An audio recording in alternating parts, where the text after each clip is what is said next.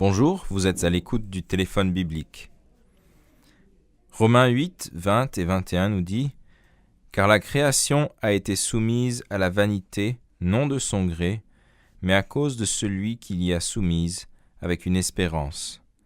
Cette même création sera libérée de la servitude de la corruption, pour avoir part à la liberté glorieuse des enfants de Dieu. » La recherche du bonheur est inhérente aux humains, et cela ne saurait être autrement puisque le Créateur nous a créés pour vivre heureux. Certains courants humanistes affirment que le bonheur est produit par une sorte de moteur interne que nous possédons tous et que nous pouvons mettre en marche à notre gré. En d'autres termes, le bonheur vient si nous pensons à des choses qui nous rendent heureuses.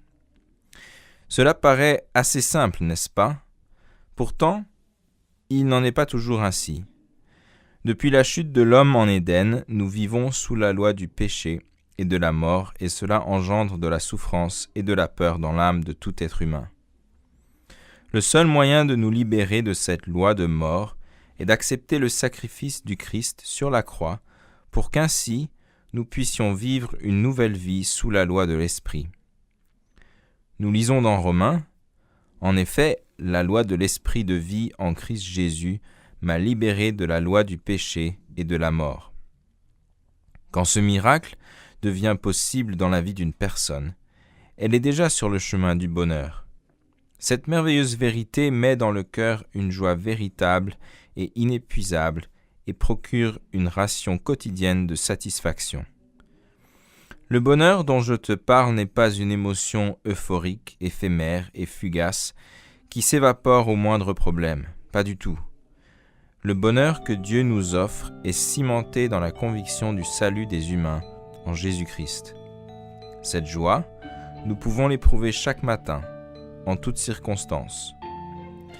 Dieu nous appelle à être des hommes et des femmes joyeux.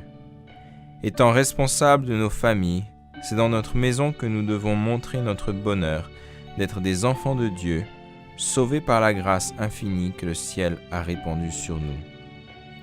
Aujourd'hui, nous pouvons vivre la joie anticipée de la gloire qui nous attend dans le royaume des cieux. C'est une joie qui nous aide à vivre un jour à la fois et nous libère de l'incertitude de l'avenir. Le bonheur ne consiste pas à penser à des choses qui nous rendent heureux, mais réside plutôt dans la décision de garder notre esprit fixé sur Christ. Soyez à l'écoute demain pour un nouveau message.